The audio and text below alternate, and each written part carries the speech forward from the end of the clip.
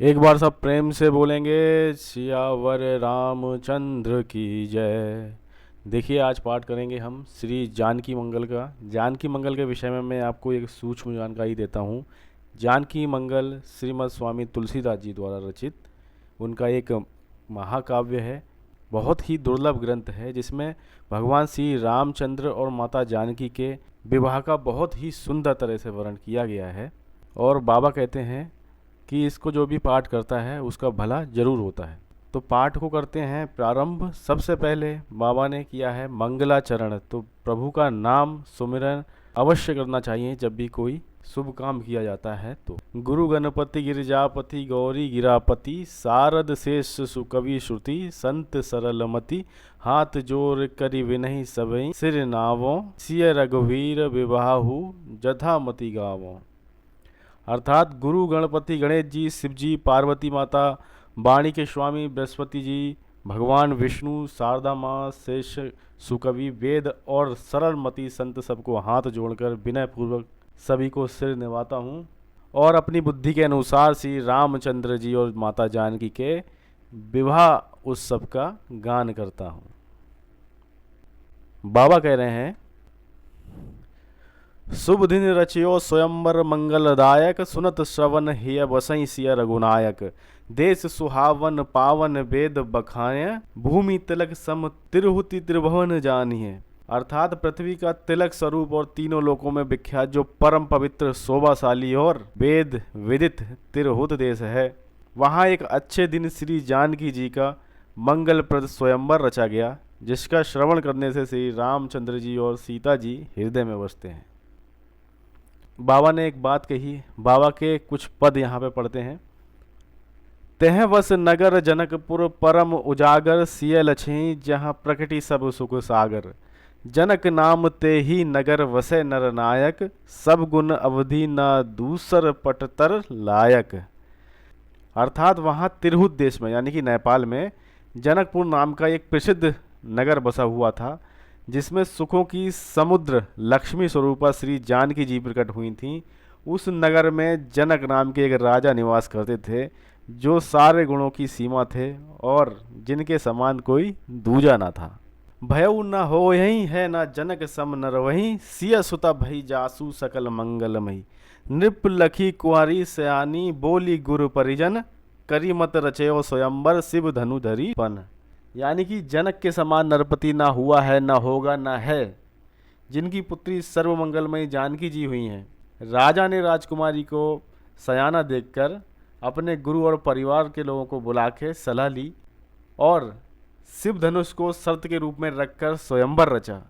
अर्थात ये शर्त रखकर स्वयंवर रचा कि जो शिव जी का धनुष चढ़ा देगा वही कन्या से विवाह करेगा। राजा ने शिव धनुष चढ़ाने की शर्त रखकर स्वयंवर रचा, जिसकी सजावट अत्यंत सुंदर थी।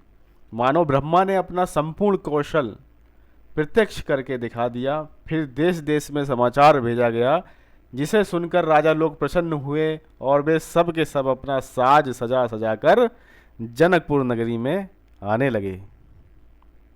फिर देखिए बाबा कह रहे हैं, मानो इंद्रों का यूथ ही पृथ्वी पर उतरकर जा रहा हो। दैत्य देवता राक्षस किन्नर और नागगण भी स्वयंवर का समाचार सुन राजवेश धारण करके प्रसन्न चित्र होकर मुद्रा में स्वयंवर में चले। कोई पैदल चल रहा है, कोई मार्ग में चल रहा है, कोई बीच में चल रहा है, कोई नगर में घुस रहा है और कोई दौड़कर धनुष को पकड़ता है, फिर सिर नीचे करके लज्जित हो जाता है, यानी कि धनुष टस का मस नहीं होता है। कोई रंगभूमि, कोई नगर की सजावट बड़े चाव से देखता है और बड़े भले जान पड़ते हैं, वे अपने मन और नयनों को वहां से फेर नहीं पाते। फिर देखिए इसी बीच क्या होता है कि विश्वामित्र जी राजा दशरथ जी के पास पहुंचते हैं और वहां राम जी को भिक्षा के रूप में मांगते हैं।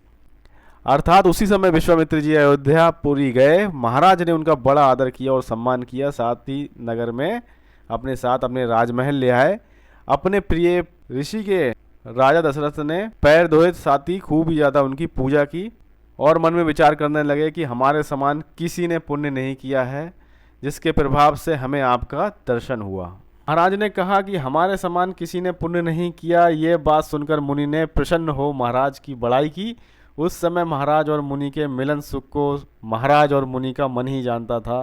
प्रेम भाग्य सौभाग्यशील सुंदर और बहुत से आभूषणों से भरी हुई रानियां हृदय से आनंदित हो अपने पुत्रों सहित ऋषि के पैरों पे आ गिरी। विश्वामित्र ने रानियों को आशीर्वाद दिया, इससे वे सब अत्यंत प्रसन्न हुई, मानो उन्होंने नवीन कल्पनाओं और अमृत रस से उनको किसी ने सींच दिया हो। जिस समय मुनि ने भाइयों के साथ श्री रामचंद्र जी को देखा, तब उनके नेत्रों में जल भराया, शरीर पुलकित हो गया और मन मोहित हो गया। फिर देखिए बाबा क्या कह रहे हैं अगले पद में, अर्थात वे अपने करकमल से श्री रामचंद्र जी के मस्तक का स्पर्श करते हैं और हर्षित होकर उन्हें हृदय से लगाते हैं। इस समय मुनिवर प्रेम सागर में डूब जाते हैं, उसकी था नहीं कही जाती। वे आदर पूर्वक उनकी मधुर मनोहर मूर्ति को देख रहे हैं और बार बार महाराज दशरथ के पुण्यों की सराहना करते हैं। तब महाराज ने हाथ जोड़कर सुंदर सुहावने शब्दों में कहा, आज आपके पवित्र चरणों को देख के मैं कृतज्ञ हो गया। हे प्रभु, आप पूर्ण काम हैं और चारों फल अर्थात अर्थ धर्म काम और मोक्ष को देने वाले हैं। इसी से है मुनि नायक विश्वामित्र जी, मैं आपसे कोई सेवा पूछते हुए डरता हूँ, कृपया कोई सेवा का अवसर दीजिए। इन वचनों को सुन के और अपनी प्रसन्नता को सुन के जब ऋषि विश्वामित्र ने अपना कार्य सुनाया तो महाराज दशरथ के मुंह से वो कोई उत्तर देते नहीं बना, क्योंकि उनसे चीज ही ऐसी मांग ली गई थी। इन पदों को देखिए, पढ़िए बाबा क्या कह रहे हैं। आयऊ न उतरू वशिष्ठ लखी बहु भांति नृप समझायऊ, कही गादि सुत तब तेज कछु रघुपति प्रभाव जनायऊ। धीरज धरऊ सुर वचन सुरी कर जोरी कह कौशल धनी, करुणा निधान सुजान प्रभु सो उचित नहीं विनती घनी। अर्थात महाराज दशरथ से उत्तर देते नहीं बन रहा है, ये देखकर वहाँ पे उपस्थित वशिष्ठ जी ने अनेक प्रकार से राजा को समझाया। उन्होंने इधर तो विश्वामित्र जी के तप और तेज का वर्णन किया और उधर कुछ रामचंद्र जी का प्रभाव भी समझाया। गुरु वशिष्ठ जी के वचन सुन के महाराज दशरथ को थोड़ा धैर्य हुआ और उन्होंने अपने मन को समझाया। और फिर कौशलेश्वर महाराज दशरथ ने हाथ जोड़कर कहा, प्रभु आप दया सागर और सारी परिस्थितियों से अभिज्ञ हैं, अतः आपके सामने बहुत विनय करना उचित नहीं है। हे नाथ, घर और वन में नगर और नगरवासियों के सहित मेरी और इन बालकों की रक्षा करने वाली तो आपकी कृपा ही है। इस प्रकार महाराज दशरथ ने मुनि विश्वामित्र जी से अनेक प्रकार से दीन वचन कहे और श्री रामचंद्र जी और लक्ष्मण जी को उन्हें सौंपकर उनके चरण कमल पकड़कर बैठ गए। माता पिता की आज्ञा पाकर श्री रामचंद्र जी और लक्ष्मण जी कमर में तस्कर और पीताम्बर तथा हाथ में धनुष और बाण लिए गुरु के चरणों पर गिरे। नगरवासी राजा और रानियों ने अपने मन को श्री रामचंद्र जी के साथ कर दिया और कहने लगे, हे रघुनंदन, मुनि विश्वामित्र जी का कार्य करके कुशलता पूर्वक शीघ्र घर लौट आना। वे सब शिव जी को मनाकर श्री रामचंद्र जी और लक्ष्मण जी को आशीर्वाद देते हैं कि तुम विजय और यश को प्राप्त करो, नहाने में भी तुम्हारा केश ना गिरे, अर्थात तुम्हें किसी भी अवस्था में किसी भी प्रकार का कष्ट ना हो, और देखो आने में देरी ना करना। उनके चलते समय सकल नगरवासी ये बात कहते हैं और वियोग से बहुत ही ज़्यादा व्याकुल हो जाते हैं। और देखिए यहाँ पे छोटे भाई शत्रुघ्न के सहित भरत जी ने भी श्री रामचंद्र जी के चरणों को प्रणाम किया है।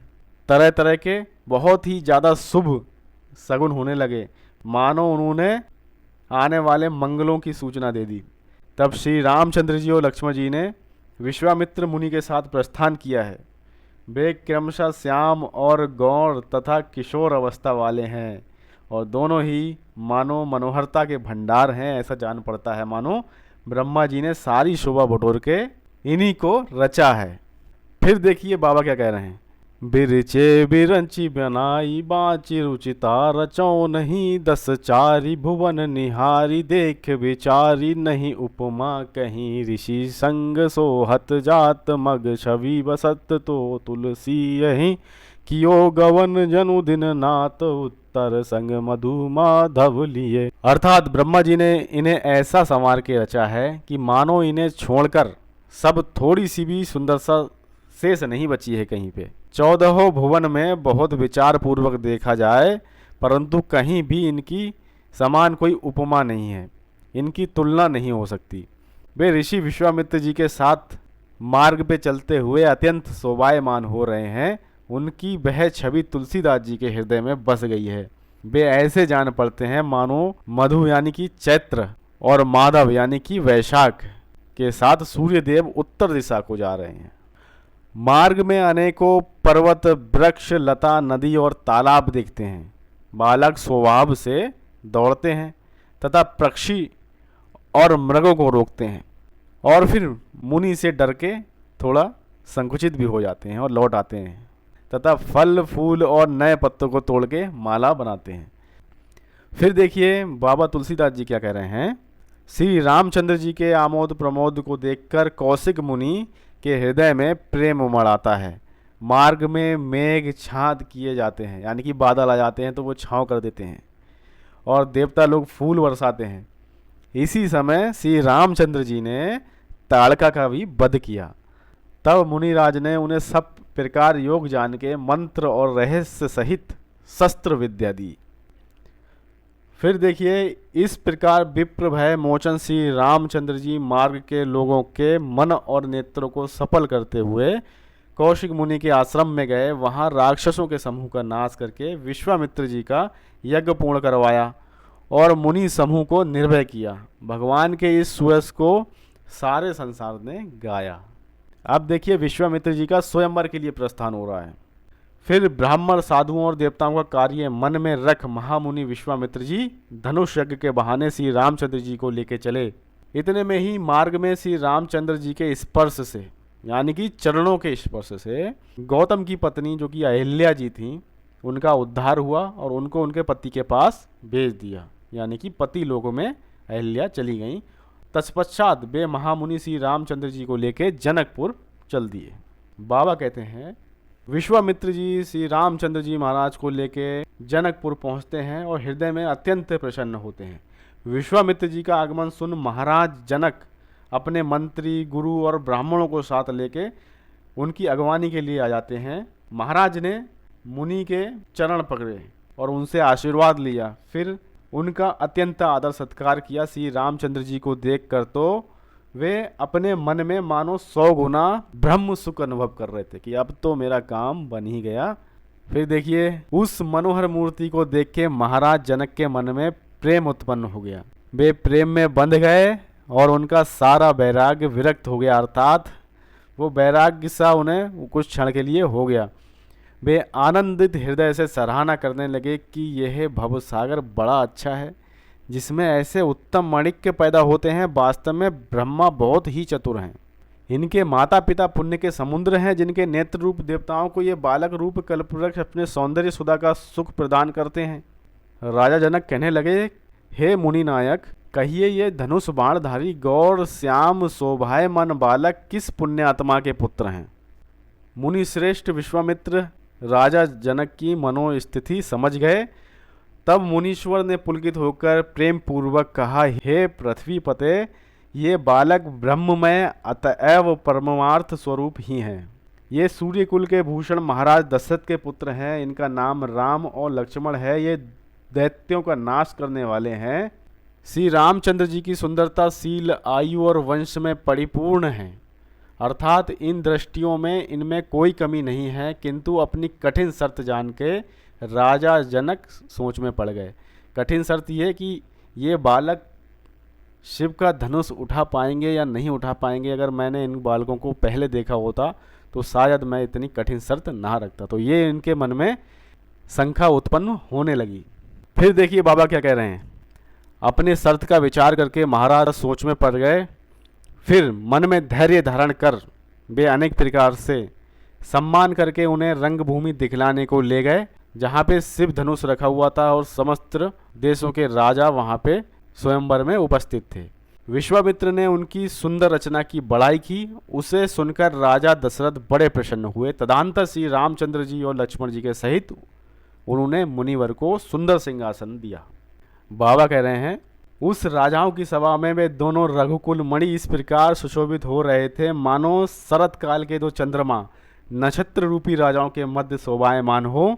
उनके मस्तक पर सुंदर काक पक्ष जुल्फे हैं और नेत्र कमल के समान हैं तथा उनकी श्याम गौर मूर्ति सैकड़ों करोड़ों कामदेवों के मद का नाश करने वाली हैं।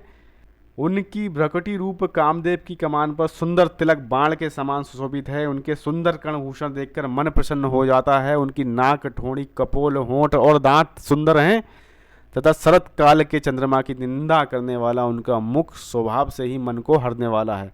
यानी कि समस्त गुण हैं जो कि ब्रह्मा जी ने डाल रखे हैं।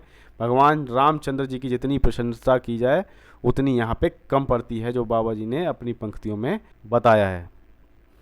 अगली पंक्तियों में देखिए, उनका वक्ष स्थल विशाल है, कंधे वृषभ के टीले के समान सुंदर हैं, भुजाएं अति बलवान हैं, वे पीताम्बर और जनेऊ धारण किए हुए हैं तथा उनके गले में मोतियों का हार सुशोभित है।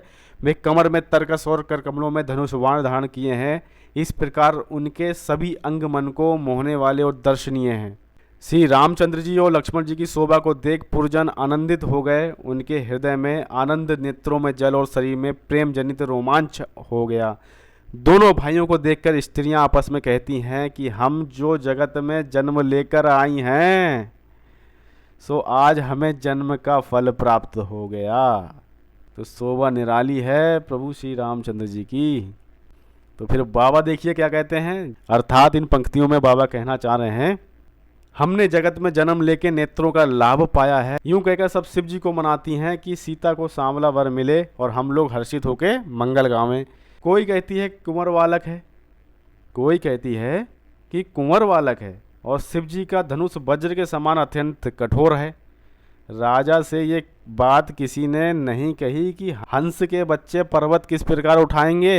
फिर देखिए, सबकी निगाहें भगवान राम पे तो थी ही और तरह तरह के सबके मन में शंकाएं आने लगें कि ये बालक जो है किस तरह से इस कठोर धनुष को उठा पाएगा। तभी बाबा ने देखिए एक पंक्ति लिखी, श्री रामचंद्र जी को देख के सब राजा निराश हो गए कि अब तो राजा जनक शर्त त्याग कर जानकी को सांवले वर के साथ ही ब्याह देंगे। कोई कहते हैं अच्छी बात है, विवाह अच्छा होगा, यही वर और दुल्हन के लिए जनक अपनी शर्त तो छोड़ देंगे। अब इस तरह की भी जो है स्वयंवर में बातें होती हैं। फिर देखिए, शुद्ध हृदय के ज्ञानवान राजा लोग कहते हैं, हमको तो ऐसा जान पड़ता है कि जहाँ तेज प्रताप और सुंदरता होती है वहीं बल भी जान पड़ता है।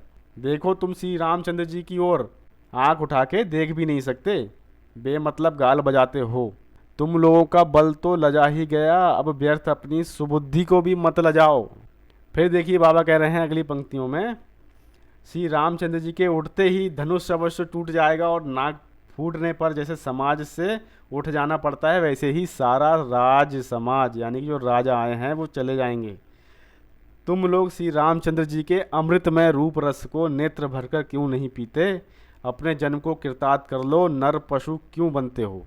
यानी कि वहाँ पे जो राजा लोग हैं वो श्री रामचंद्र जी के जो अमृत का रूप है, जो स्वयं भगवान साक्षात वहाँ पे उपस्थित हैं, उनका दर्शन करके अपने नेत्रों को भर लो। क्यों चक्कर में पड़े हो कि धनुष जो है उठाना है तुम पे वैसे ही नहीं उठेगा। और फिर देखिए अगली पंक्ति में बाबा क्या कह रहे हैं, मन सिच मनोहर मधुर मूर्ति कसना सादर जो बहु बिनु काज राम समाज महु तजि लाज आपो बिगो बहु शीश देह भूपति साधु भूप अनूप छवि देखन लगे रघुवंश कैरव चंद चितई चकोर जिमिलोचन लगे।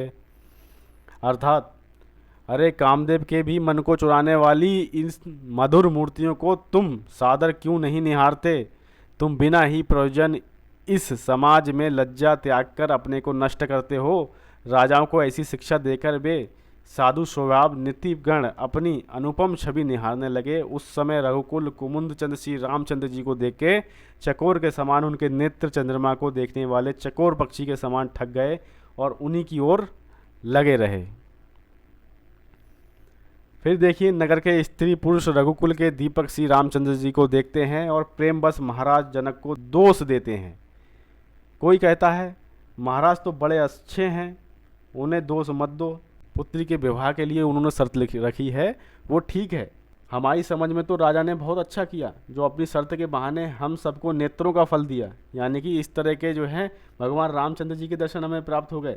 ऐसे पुण्यात्मा राजा मन में जो अभिलाषा करेंगे उसी को जगदीश्वर पूरा कर देंगे और उनकी प्रतिज्ञा एवं शर्त की रक्षा करेंगे। यदि महाराज शर्त रखने से पहले श्री रामचंद्र जी का रूप और गुण सुन लेते तो इन्हें बुलाकर जानकी जी को ऐसे ही ब्याह देते। उस समय ऐसा करने में महाराज को कोई दोष स्पर्श नहीं करता, किंतु अब प्रण करके यदि वे पंचों में यानी कि पूरे समुदाय में अपना प्रण त्यागते हैं तो विधाता की गति तो जानी नहीं जाती, किंतु संसार में तो उनका अपयश फैल जाएगा। इस तरह के भी सब लोग सोच रहे हैं तरह तरह की बातों को। फिर देखिए बाबा क्या कहते हैं। जनु दमक दामनी रूप रति मद निधरी सुंदर सोहही, मुनि ढिंग देखाए सीनय कुंवर बिलो की छवि मन मोहि, सिय मातु हर्षि निखर की सुषमा अति अलौकिक राम की, हिय कहती कहे धनु कुंवर कहे विपरीत गति विधान बाम की। अर्थात उनके दांत ऐसे जान पड़ते हैं मानो बिजली चमक रही हो। वे कामनियाँ अपने रूप से रथी के मद का निरादर करती हुई शोभा पा रही हैं। सखियों ने सुनैना जी को कहा कि मुनि के समीप दोनों कुमारों को तो देखो, उनकी छवि देख उनका मन मोहित हो जाएगा। श्री रामचंद्र जी की अत्यंत अलौकिक शोभा को देखकर जानकी जी की जो माता हैं बड़ी प्रसन्न हुई और मन ही मन कहने लगी, कहाँ धनुष और कहाँ ये कुमार, बाम विधाता की गति बड़ी विपरीत है। मतलब उनके भी मन को शंका होने लगी कि कहीं ये उठा पाएंगे धनुष या नहीं उठा पाएंगे, कि बहुत ही कोमल कुमार जान पड़ रहे हैं। सखियों से प्रिय वचन कहकर रानी सोचने लगी कि कहाँ शिव जी का कठोर धनुष है और कहाँ ये सुकुमार हैं। यदि विधाता श्री रामचंद्र जी को हमारे नेत्रों का अतिथि ना बनाता तो अंत में राजा का कोई दोष ना होता। अब तो असमंजस की बात हो गई, कुछ कहते नहीं बनता। इस प्रकार रानी को सोच बस जान के सखियां समझाने लगी, हे देवी सोच को त्याग दो, सोच को त्याग दो, हृदय में आनंद मनाओ। ये वचन सत्य मानिए कि धनुष को श्री रामचंद्र जी ही तोड़ेंगे और उसको जरूर सफल करेंगे। वो जो विश्वामित्र मुनि हैं वो तीनों काल का ज्ञान रखते हैं, क्या वे बिना किसी बल के इन बालकों को स्वयंवर में लाते? ये भी एक सोचने वाली बात है। मुनि की महिमा सुनकर रानी को थोड़ा धैर्य हुआ। फिर देखिए अगली पंक्तियों में बाबा क्या कह रहे हैं। ऋत वहीं भरही धनु निरखही, छिनु छिनु निरखी राम ही सोचही, नर नारी हर्षित विषाद वस हिय सकल सिवही संकोचही, तब जनक आयुषी पाए कुल गुरु जानकी ही लय आयहूँ, सिया रूप राशि निहारी लोचन लहू लोग ही पायहूँ। अर्थात धनुष को देख के वे क्षण क्षण में मनोरथ रूपी कलश को भरते और खाली करते हैं और श्री रामचंद्र जी को देखकर सोच करते हैं। समस्त स्त्री पुरुष हर्ष और विषाद वश हृदय में शिव जी को संकुचित करते हैं, अर्थात प्रार्थना करके उनसे ये मनाते हैं, उनसे प्रार्थना करते हैं भगवान शिव जी से कि श्री रामचंद्र जी उन्हीं का धनुष तोड़ने में समर्थ हों, कैसे भी ये तोड़ दें, क्योंकि श्री रामचंद्र जी की मूर्ति सभी के हृदय में एकदम विराजमान हो गई है और सब प्रजा यही चाह रही है कि किसी प्रकार शिव जी का धनुष जो है भगवान श्री राम के हाथों टूट जाए। तब महाराज जनक की आज्ञा पाकर कुलगुरु सतानंद जी जानकी जी को लेके आए। उस समय रूप राशि सी जानकी जी को देख के सब लोगों के नेत्रों को अत्यंत जो है हर्ष हुआ। श्री जानकी जी के सुंदर शरीर में मंगलमय वस्त्र और आभूषण सुशोभित हैं। उन्हें देखकर मूर्ख राजा लोग मोहवश मोहित हो जाते हैं। रूप की राशि श्री जानकी जी जिस ओर स्वभाव से ही निहारती हैं उसी ओर मानो कामदेव नील कमल के बाणों की झड़ी लगा देते हैं। पूरे नगरवासी एक क्षण जानकी जी को और दूसरे क्षण श्री रामचंद्र जी को निहारते हैं। वे उनके रूपशील अवस्था और वंश की विशेषता का विशेष रूप से वर्णन करते हैं। जब श्री रामचंद्र जी को जानकी जी को और जानकी जी को श्री रामचंद्र जी ने देखा तब दोनों की ओर देख देखकर कामदेव अपने बाण सुधारने लगे। श्री रामचंद्र जी और जानकी जी परस्पर प्रकट होते हुए अपने प्रेमानंद को छुपाते हुए दिखते हैं। आश्रय ये है कि श्री रामचंद्र जी और जानकी माता एक दूसरे को देखते हैं और बहुत ही ज़्यादा जो है हर्ष से हृदय जो है प्रफुल्लित हो जाते हैं, लेकिन वो जो है अपनी खुशी व्यतीत नहीं करते किसी के सामने। श्री रामचंद्र जी और जानकी जी की अवस्था का समय भी स्वभाव से ही शोभायमान है, मानो इस समय यौवन रूपी राजा छवि रूप नगरी में प्रवेश करना चाह रहा है। उसी शोभा का वर्णन नहीं किया जा सकता, उसे तो देखने से ही मन प्रसन्न होता है। क्या गूंगा अमृत पान करके उसके स्वाद को कह सकता है? बहुत ही बढ़िया पंक्ति लिखी बाबा जी ने, क्या गूंगा अमृत पान करके उसके स्वाद को कह सकता है। जब बंधुजनों ने महाराज जनक की शर्त को स्पष्ट करके सुनाया, उसे सुनकर राजा लोग जोश में आकर उठे, परंतु कोई शकुन नहीं बना। फिर देखिए बाबा क्या कह रहे हैं। नहीं सगुन पायो रहे, मिसु करी एक धनु देखन गए, टकटोरी कपि ज्यों नारे हूँ, सियो नाई सब बैठत भय, एक करहीं दाप न चाप सज्जन भजन, जिमि टारे टरै निप नहुस ज्यों सबके बिलोकत, बुद्धि बल बरबस हरे। अर्थात बाबा जी कह रहे हैं जब राजाओं को शुभ शकुन नहीं मिला तब वे बहाना बनाकर बैठ गए। उनमें से कोई धनुष देखने के लिए गए और जैसे बंधन नारियल को टटो के छोड़ा जाता है, वैसे ही वे सब धनुष को टटो के सिर नीचे करके अपने अपने स्थान पे बैठते जा रहे हैं। कोई कोई बड़े जोश में आता है, परंतु सत्पुरुषों के वचनों के समान धनुष टाले नहीं टलता।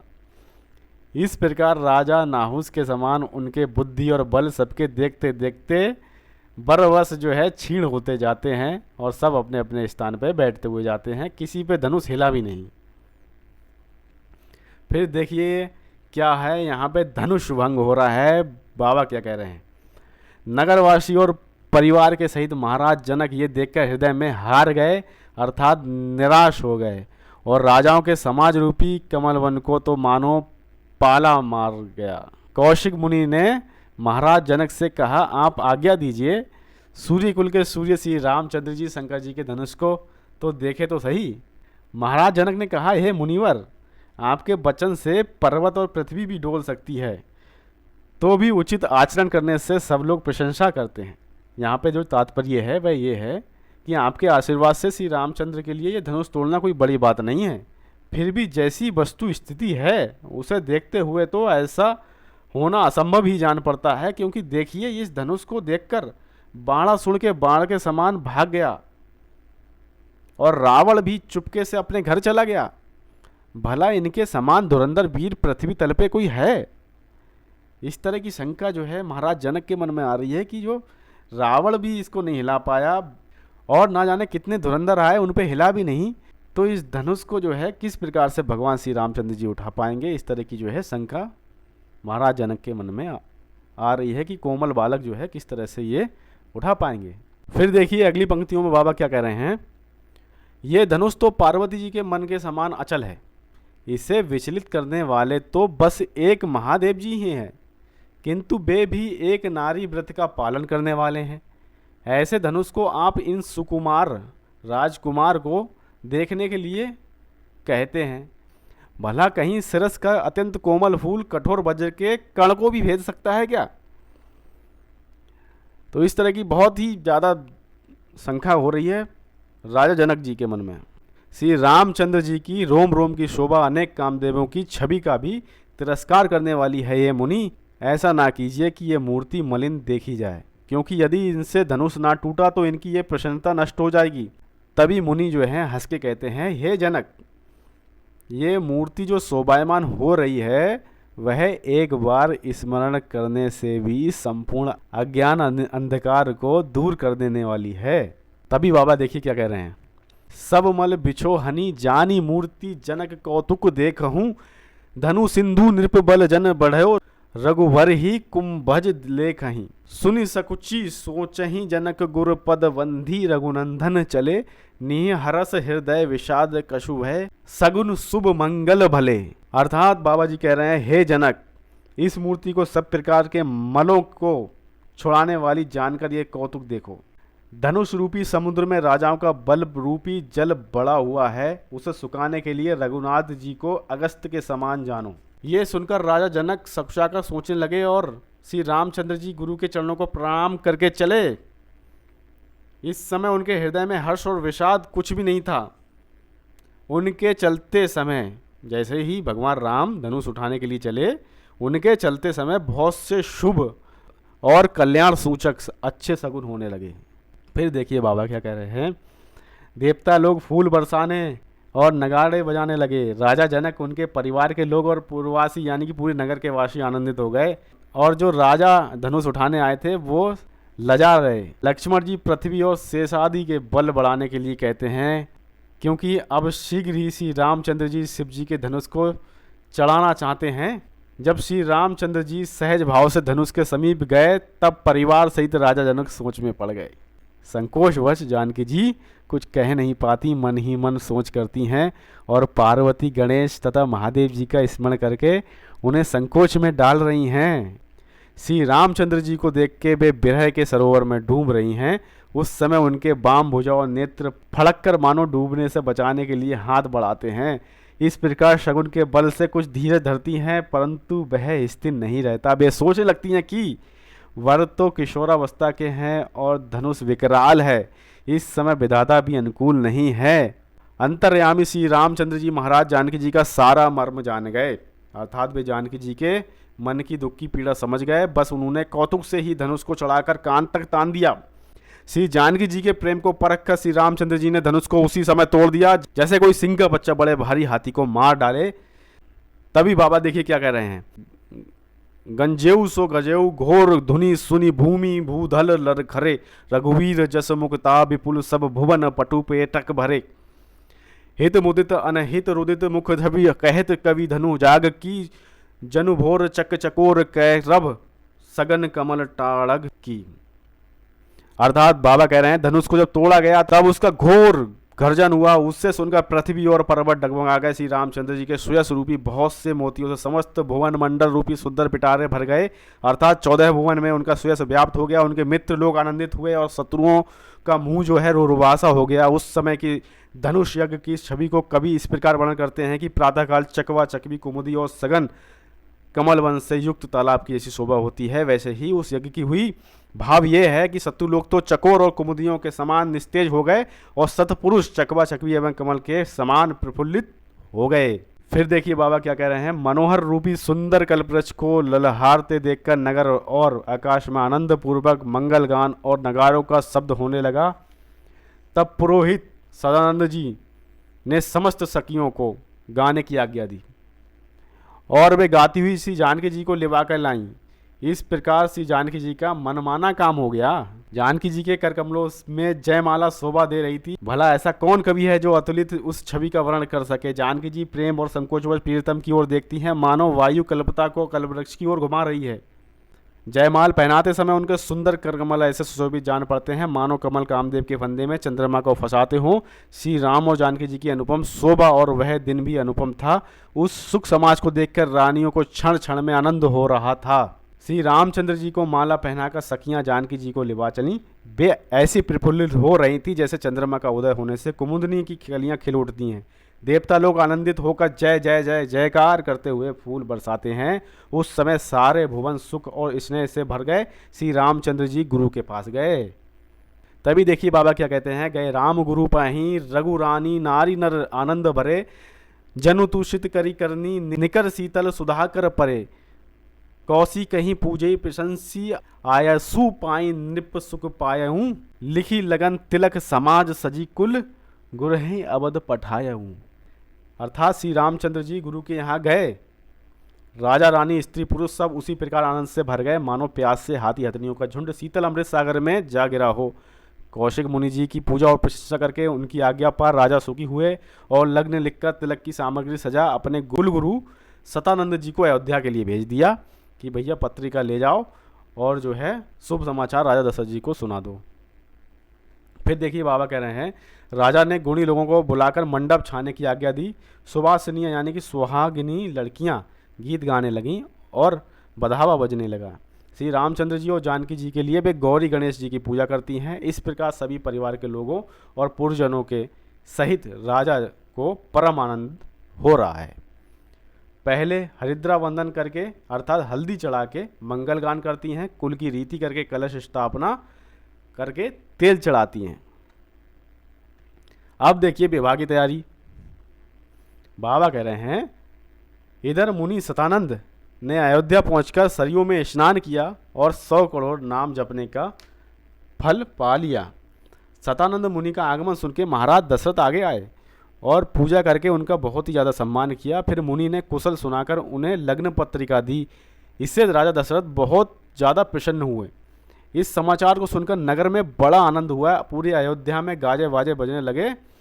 सब और विवाहार्थ यानी कि मंगल कलश सजाए जाने लगे और जहाँ तहाँ बितान यानी कि चांदनियाँ ताने गए। महाराज दशरथ सब कामों को छोड़ के बारात का सामान सजाने लगे और बारात बनाकर गणेश जी का पूजन करके चल दिए। ढोल और नगाड़े बज रहे थे, शुभ शगुन हो रहे हैं। इस प्रकार जानकी जी का जो घर है यानी नगर है जनकपुर भी आ गया, यानी कि बारात जनकपुर आ गई। फिर देखिए बाबा क्या कह रहे हैं। निया रानी नगर बारात हर्षई लेन अगवानी गए, देखत परस्पर मिलत मानत प्रेम परिपूर्ण भय। आनंदपुर कौतुक कोलाहल बनत सो बरनत कहाँ, लय दियो तह जनवास सकल सुपास नित नूतन जहाँ। अर्थात बारात नगर के समीप पहुंच गई। तब सब लोग जो हैं बहुत ज़्यादा प्रसन्न हो रहे हैं, बारात की अगवानी के लिए आए। सब एक दूसरे को देखते हैं, मिलते हैं और बड़े प्रेम भाव से एक दूसरे को गले मिलते हैं। नगर में बड़ा आनंद कौतुक हो रहा है और बहुत ही ज़्यादा हर्ष है, हर ओर। उसका वर्णन कहाँ हो सकता है। फिर बारात को ले जाकर जहाँ सब प्रकार का नृत्य हो रहा है, वहाँ जनवासा यानी कि बारात को ठहराने का स्थान, वहाँ पे जो है राजा जनक पूरी बारात को ले जाते हैं। फिर देखिए अगली पंक्तियों में तुलसीदास जी बाबा क्या कहना चाह रहे हैं। कौशिक मुनि श्री रामचंद्र जी और लक्ष्मण जी को साथ लिए जनवासे में गए और बारात को देखकर अति आनंदित हुए। उनका हृदय प्रेम से प्रफुल्लित था। महाराज ने श्री रामचंद्र जी और लक्ष्मण जी को हृदय से लगा के गोद में बैठा लिया। उस समय उन्हें अत्यंत आनंद हुआ। उस अनुपम आनंद को सैकड़ों शेष भी वर्णन नहीं कर सकते। महाराज दशरथ ने कौशिक मुनि की पूजा करके ब्राह्मणों को दान दिया। श्री रामचंद्र जी के कल्याण के लिए सब प्रकार के मांगलिक कृत्य किए गए।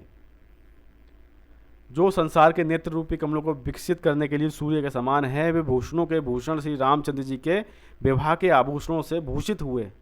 फिर देखिए श्री रामचंद्र जी बारात के मध्य में अत्यंत प्रसन्न चित्त से सुशोभित हैं। ऐसा जान पड़ता है मानो कामदेव के बाग में कल्प वृक्ष फूला हुआ है।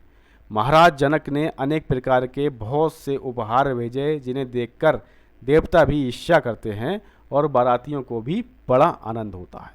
फिर देखिए विवाह होता है। वशिष्ठ जी और सतानंद जी दोनों कुल गुरुओं ने वेद विहित कुल रीति संपन्न की और महाराज जनक ने पूरे मन से जो है बारात को बुलावा भेजा। तब सतानंद मुनि ने जनवासे में यानी जहाँ बारात ठहरी थी जाके अयोध्यापति महाराज दशरथ से कहा, पधारिए। और वे गुरु वशिष्ठ, गौरी, शिवजी और गणेश जी को स्मरण करके चल दिए। तो जनवासे से अब जा रहे हैं मंडप की ओर। फिर देखिए बाबा क्या कह रहे हैं। चले सुमरी गुरु सुर सुमन, वर्षहीं परे बहु विधि पावरे। सनमानी सब विधि जनक दशरथ किए प्रेम कनावरे। गुण सकल सम समधि परस्पर मिलन अति आनंद लहे। जय धन्य जय जय धन्य धन्य बिलो की सुर नर मुनि कहें। अर्थात बाबा कह रहे हैं महाराज दशरथ गुरु आदि को स्मरण करके चले। देवता लोग फूल बरसाने लगे, अनेक प्रकार के पावड़े पड़ने लगे। महाराज जनक ने सब प्रकार से सम्मानित कर श्री दशरथ जी को अपने प्रेम से कृतज्ञ कर दिया। सब गुणों में तुल्य दोनों समधियों ने परस्पर मिलते समय अत्यंत आनंद प्राप्त किया। उन्हें देखकर देवता, मनुष्य और मुनिजन धन्य धन्य कहते और जय जयकार करते हुए नहीं थक रहे हैं। तीनों लोगों को देखते हैं परंतु कहीं भी उपमा नहीं मिलती। बस महाराज दशरथ और जनक के समान तो जनक और दशरथ दो ही हैं। रानीवास में बड़ा आनंद है। सब लोग श्रेष्ठ मंगल साज सजा रहे हैं और कोकिल बैनी कामनियाँ परिहास करती हुई गान कर रही हैं। उसे सुनकर पार्वती जी, लक्ष्मी जी और अन्य देवताओं की जो स्त्रियां हैं आनंदित हुई और स्त्रियों का सुंदर छंद वेद बनाकर मंडप में गईं। वे मंगल आरती सजाकर दूल्हे का परिछन करने लगीं।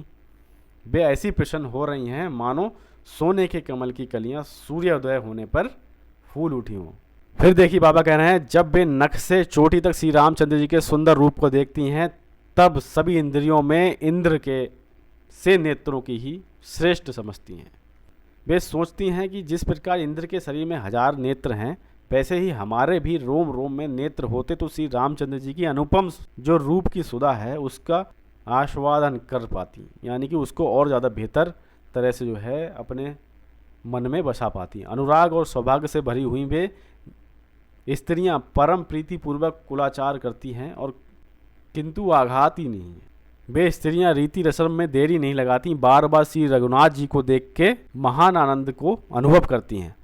आरती और निछावर करके वे दूल्हा को निहारती हैं और प्रेम में मग्न हो जाने से वे प्रेम मद में युवतियाँ अपने शरीर को भी नहीं संभाल पा रही हैं। फिर देखिए बाबा क्या कह रहे हैं, नहीं तन संहार रही, छवि निहार रही, निमिष जनु रनु जय, चक्र वै लोचन राम रूप सुराज सुख भोगी वह। तब जनक सहित समाज राजही, उचित रुचि रासन दय, कौशिक वशिष्ठ पूजी पूजय, राउ जय अंबर नय। अर्थात बाबा कह रहे हैं वे अपने शरीर को नहीं संभाल पा रही हैं, भगवान की शोभा निहारती रहती हैं। ऐसा जान पड़ता है मानो उन्होंने पलक रूपी शत्रुओं को रण में जीत लिया है, यानी कि पलक भी नहीं झपक रही हैं। इससे उनके नेत्र रूपी चक्रवर्ती राम छवि रूप सुराज्य के सुख के भोगी हुए हैं। तब जनक जी ने समाज सहित महाराज दशरथ को सुंदर आसन दिया और कौशिक मुनि तथा वशिष्ठ जी की पूजा करके नवीन वस्त्र अर्पण कर महाराज दशरथ की पूजा की। फिर देखिए अगली पंक्तियों में बाबा कह रहे हैं, फिर जानकी जी की कुछ सखियां श्री रामचंद्र जी को मंडप में लिवा के लाईं। वे आनंद में उमंग कर मनोहर मंगल गान करती हैं। दूल्हा बने श्री रामचंद्र जी मंडप में विराजमान हो संसार को विशेष रूप से मोहित कर रहे हैं। वे ऐसे भले लगते हैं मानो बसंत ऋतु में कामदेव बन के मध्य में शोभायमान है। जहाँ जिस प्रकार की वैदिक विधि और कुल व्यवहार की आवश्यकता होती है, वहाँ दोनों पुरोहित प्रसन्न मन से वैसे ही करते हैं। राजा जनक ने वर का पूजन करके सुंदर सिंहासन दिया और सखियां आज्ञा पा दुल्हन को लेकर चलीं। स्त्रियों के झुंड में जानकी जी स्वभाव से ही शोभा पा रही थीं। सरस्वती उपमा कहने में लजाकर भाग जाती है। दुल्हा और दुल्हन को देखकर स्त्री पुरुष हर्षित होते हैं और क्षण क्षण में गीत गाते और नगाड़े बजाते हुए देवता लोग फूल बरसाते हैं। सुवासिनियाँ दूल्हा और दुल्हन का नाम ले लेकर मंगल गाती हैं। कुमार कुमारी के कल्याण के लिए गणेश जी पार्वती जी की पूजा करती हैं। मिथिलापति महाराज जनक ने अग्नि स्थापन करके कुश और जल लिया तथा कन्यादान की विधि के लिए संकल्प भी लिया। फिर देखिए बाबा कह रहे हैं, संकल्प ही सिया राम ही, समर्पी सील सुख शोभाव ही, जिमी शंकर ही, गिरिराज गिरिजा हर ही श्री सागर दही, सिंदूर बदन होम लावा होन लागी भावरी, सील पोहनी करी मोहनी, मन हरहूं मूर्ति सांवरी। अर्थात इन पंक्तियों में बाबा कह रहे हैं महाराज जनक ने संकल्प करके सील सुख और शोभायमान श्री जानकी जी भगवान राम को समर्पण कर दी। ठीक उसी तरह जैसे गिरिराज हिम्बा ने शंकर जी को, पार्वती जी और सागर ने भगवान श्री हरि को, लक्ष्मी जी को समर्पण कर दिया था। सिंदूर बदन तथा लाजा होम की विधि संपन्न करके भावर होने लगी। शिल्पोहन यानी कि आश्मारोहण विधि की गई। उस समय भगवान की मनमोहनी सांवली मूर्ति ने सबके मन को मोह लिया। इस प्रकार विवाह संस्कार संपन्न हुआ और तीनों लोकों में आनंद छा गया। मुनीश्वर आशीर्वाद देते हैं और देवता फूल बरसाते हैं। विधाता ने जो कुछ हमारे मन को प्रिय लगता है वही कर दिया। ये सोचकर स्त्रियां आनंदित हुईं और फिर सखियां दूल्हा दुल्हन को लेकर कुल देवता के स्थान में गईं। उन्हें निरख निरख के वे क्षण क्षण में वस्त्र और मणियाँ निछावर करती हैं। आनंद से पूर्ण उस दिन का वर्णन नहीं किया जा सकता। जिस समय जानकी जी के भाई की आवश्यकता हुई उस समय वहाँ पृथ्वी का पुत्र मंगल ग्रह स्वयं आया और अपने को छिपाकर उस रीति रस्म करके अपना सुंदर संबंध जमाया। तो यहाँ पे आप देख सकते हो एक और आपको चीज़ जानने को मिली कि पृथ्वी का पुत्र कौन है, मंगल ग्रह। और मंगल ग्रह जो है यहाँ पे अपने भाई की रस्म निभाने के लिए आया हुआ है। फिर देखिए चतुर स्थितियाँ वर और दुल्हन को कुल रीति सिखाती हैं और लहकौरी की विधि के समय गाली गाकर सुख गमानती हैं। जुआ खिलाने में चतुर स्त्रियों ने बड़ा कौतुक किया। वे हार जीत का बहाना करके कौशल्या और सुनैना दोनों रानियों को गाली देती हैं। जानकी जी की माता मन में आनंदित और प्रसन्न होकर आरती उतारती हैं। उस आनंद को कौन कह सकता है। उस समय सरस्वती जी भी आनंद मग्न हो रही हैं। इस प्रकार युवतियों का झुंड और संपूर्ण जो रानियां हैं समस्त मंगलों की खान श्री राम जानकी जी को देख देख के बहुत ही ज़्यादा आनंद के वशीभूत हो गई हैं। मंगल निधि श्री राम जानकी को देखकर चतुर स्त्रियां नेत्रों का लाभ लूट रही हैं। महाराज जनक ने सीता जी के सिवा अपनी और भी तीनों कुमारियों को अन्य तीनों कुमारों के साथ ब्याह दिया। ये सुनकर सारा जो समाज है, सारी प्रजा है, आनंद से भर गई। इस प्रकार मंगल में मंगल पाकर मंडप की शोभा मन को मोहने लगी। तीनों जोड़ियों के साथ ऐसा लगता है मानो कामधेनु चंद्रमा और चिंतामणि के सहित कल्प वृक्ष शोभित हो गया। महाराज जनक के छोटे भाई कुशध्वज की जो परम सुंदरी कन्याएं थीं उनमें बड़ी जो कि मांडवी है, उनका विवाह भरत जी के साथ हुआ, और जो सुंदरता में सैकड़ों रतियों के भी समान थी, श्री जानकी जी की छोटी बहन उर्मिला लक्ष्मण जी को ब्याही गई, जो रूप के कारण अत्यंत प्रसिद्ध थी। और लक्ष्मण जी के जो छोटे भाई शत्रुघ्न जी का विवाह श्रुति कीर्ति के साथ हुआ, जो सब गुणों की खान थी। श्री रामचंद्र जी के विवाह के समान ही तीनों विवाह भी हुए। इस प्रकार विधाता ने सभी को जीवन का फल और नेत्रों का फल दिया। दासी दास, घोड़े, हाथी, सोना, वस्त्र और मणि इत्यादि अनेक प्रकार का दहेज दिया गया, जिसका वर्णन नहीं किया जा सकता। दान, आदर, सत्कार और प्रेम द्वारा महाराज जनक ने सबको परितृप्त कर दिया। सारी बारात के सही समधी दशरथ को विनय पूर्वक अपने वशीभूत कर दिया। फिर महाराज संग में पुत्र और पुत्र वधुओं को लेकर जनवासी में गए। ऐसा लगता है मानो उन्होंने चारों साधनों के सहित चारों फल यानी कि अर्थ, धर्म, काम, मोक्ष प्राप्त कर लिया। तरह तरह के भोजन बनाए गए। बारातियों के सहित महाराज दशरथ ने भी भोजन करने लगे। सुंदर स्त्रियां दोनों ओर के नाम लेकर गालियां गाने लगीं। भोजन करते समय उनके हृदय में आनंद की बाढ़ आ गई। इससे वह रात्रि बड़ी ही सुहावनी जान पड़ती थी।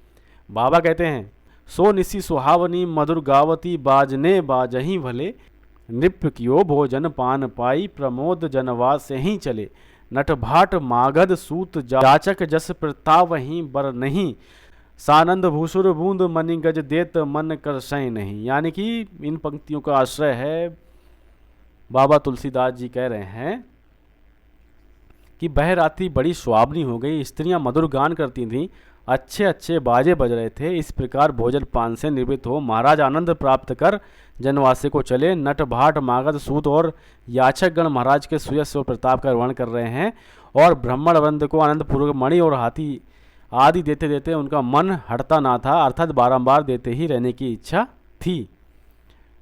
फिर बारात की विदाई होती है। महाराज जनक ने विनती कर करके कुछ दिन बारातियों को रोक कर रखा और उनकी असंख्य प्रकार से पहनाई की। महाराज की रानियों ने जब सुना कि प्रातःकाल बारात चली जाएगी, तब भावी वियोग की चिंता से उनकी नींद ना पड़ी और सारी रात जो है वो बीत गई। नगर में खलबली मची थी कि अब श्री रामचंद्र जी जा रहे हैं, तो सब लोग प्रार्थना करते हैं विधाता से कि श्री रामचंद्र जी बार बार ससुराल आया करें। महाराज जनक ने बारात के चलने का सारा सामान सजाया। फिर भाइयों सहित श्री रामचंद्र जी राजमहल में गए। जो सास हैं वो सब आरतियां उतार रही हैं और उनकी सांवली मूर्ति को देख देख कर हृदय में आनंदित होती हैं। तब श्री रामचंद्र जी ने उन सबसे विदा मांगी। ये सुनकर वे सब शोक से व्याकुल हो गईं, संकोच छोड़कर प्रेम पूर्वक उनके चरणों पे गिर गईं। वे जानकी जी के सहित सब पुत्रियों को अपने अपने पति को सौंप के हाथ जोड़ती हैं और बार बार श्री रामचंद्र जी को निहार कर उनसे विनय करती हैं कि हे तात, आप हमारे प्रति स्नेह ना छोड़िएगा, हृदय में दया बनाए रखिएगा और नगर तथा नगरवासियों सहित महाराज को अपना अनुचर समझिएगा। फिर देखिए बाबा कहते हैं, जन जानी करब स्नेह वली, कही दीन बचन सुहावनी, अति प्रेम बार रही बार रानी, बाल कहीं उड़ला वहीं, सिया चलत पुरजन नारी, हिय गए वहंग मृग व्याकुल भय, सुनि विनय सासु प्रबोधिनी, तब रघुवंश मुनिपुत्र पिह गए। यानी बाबा कह रहे हैं, हम आपकी बलिहारी जाते हैं, आप अपना सेवक जानकर इन पर स्नेह रखिएगा। यूं कहकर रानियां दीन वचन सुनाती हैं और अत्यंत प्रेम से चारों बालिकाओं को बार बार हृदय से लगाती हैं। जानकी जी के चलने पर नगर के जो स्त्रियां हैं, पुरुष, घोड़े, हाथी, पक्षी और मृग सभी व्याकुल हो उठे। इस प्रकार सास की विनय सुनकर और उनको समझाकर श्री रामचंद्र जी पिताजी के साथ अयोध्या के लिए चल दिए। नगारों पर चोट पड़ने लगी और महाराज दशरथ अयोध्या के लिए चल पड़े। देवगण फूल बरसाते हैं और अच्छे अच्छे शुभ सूचक सगुन होते हैं। जनक जी ने जानकी जी से मिलकर उन्हें शिक्षा दी और मंत्री, गुरु तथा भाई के सहित उन्हें पहुंचाने चले। महाराज दशरथ ने प्रेम से पुलकित होकर कहा, राजन आप अब लौट जाइए। फिर समस्त गुणों के पात्र दोनों महाराज परस्पर विनय करने लगे। महाराज जनक ने हाथ जोड़ के कहा, आपने मुझे अपना लिया, हे रघुकुल तिलक, आप सदा ही उजड़ों को बसाने वाले हैं। मैंने आपको बुलावा भेजा, मेरे इस व्यवहार को बुरा ना मानिएगा। प्रभु, आपकी ही कृपा से आपका सुयश जानकर मैंने सब प्रकार का सुख पाया है। फिर महाराज ने वशिष्ठ आदि मुनियों की वंदना करके श्री विश्वामित्र जी के चरण पकड़ के अत्यंत विनती की। महाराज जनक फिर भाइयों के साथ श्री रामचंद्र जी से विनय करने लगे। आनंद से उनके कंठ भर आया, नेत्रों में जल उमड़ आया और हृदय में धीरज धरकर कहने लगे, हे कृपा सिंधु, हे सुख सागर, हे सुजान शिरोमणि, हे तात, समय समय पर आप हमारी याद करते रहिएगा, हमारे प्रति स्नेह नहीं त्यागिएगा। बाबा कहते हैं, जनि छो छाड़ब विनय सुनि रघुवीर, बहु बिनती करी भली भेटी सहित सने फिरेऊ, विधे मन धीरज धरी सो समो, कहत ना बनत कछु सब भुवन, भरी करुणा रहे तब कीन्ह कौशलपति, पयान निशान बाजे गहे गहे। बाबा कह रहे हैं, स्नेह ना छोड़िएगा। इस विनय को सुनकर श्री रामचंद्र जी ने बहुत विनती की और महाराज जनक सबसे प्रेम सहित मिल भेंट कर तथा मन में धीरज धारण करके लौट आए। उस अवसर के विषय में कुछ कहते नहीं बनता, संपूर्ण लोक करुणा में भर गया। तब कौशलपति महाराज दशरथ ने प्रस्थान किया और आनंदपूर्वक नगाड़े बजने लगे। मार्ग में परशुराम जी हाथ में फरसा लिए मिले। वे आंख दिखाकर तीव्र क्रोध की मुद्रा धारण किए डांटने लगे, किंतु श्री रामचंद्र जी ने परशुराम जी को संतुष्ट किया और वे रोष एवं अमर्ष को त्याग कर भगवान को धनुष सौंप अपने नेत्रों को सुफल करके चले गए। श्री रामचंद्र जी के बाहुबल को देख के बारातियों को बड़ा हर्ष हुआ, बहुत ही ज़्यादा खुशी हुई और विधाता को सब प्रकार सम्मुख अर्थात अनुकूल जानकर महाराज दशरथ प्रसन्न हुए। अब देखिए, अयोध्या में आनंद है। इस प्रकार सब पुत्रों का ब्याह करके उन्होंने समस्त संसार में अपने सुयश का विस्तार किया और फिर रास्ते में लोगों को सुख देते हुए अवधपति दशरथ जी अपनी राजधानी को लौट चले। सुंदर मंगलमय सगुन हो रहे थे, देवता फूल बरसाते हैं, नगर में कोलाहल हो रहा है, समस्त स्त्री पुरुष आनंदित हो रहे हैं। वे घाट बाट पुर द्वार और बाजारों को सुसज्जित करते हैं और गलियों को सुगंध से सींचकर सुमंगल गाते हैं। सुंदर चौक पूर कर कैलाश और ध्वजाएं सजाते हैं, अनेक प्रकार के आनंद में बाजे बज रहे हैं। घर घर में बंधनवार पताका और चंदोबे विराजमान हैं तथा फल और पल्लवों के सहित मंगलमय वृक्ष लगाए गए हैं। बाबा कहते हैं, मंगल बिटप मंजुल विपुल दधि धूप अक्षत रोचना, भरी थार आरती सजही सब सारंग सावक लोचना, मन मुदित कौशल्या सुमित्रा सकल भूपति भामनी, सजी साजू परिछिन्न चली राम ही मंत कुंजन गामनी। अर्थात बाबा कह रहे हैं, बहुत से सुंदर मंगलमय वृक्ष लगाए गए हैं। मृग शावक के से नेत्रों वाली समस्त स्त्रियां थालों में दही दूध अक्षत और गोरोचन भरकर आरती सजाती हैं। कौशल्या सुमित्रा आदि संपूर्ण राज महर्षियां मन में अत्यंत आनंदित हैं। मतवाले हाथियों की सी चाल से चलने वाले वे समस्त महारानियां सब सामग्री सजाकर श्री रामचंद्र जी का परिछन करने चलीं।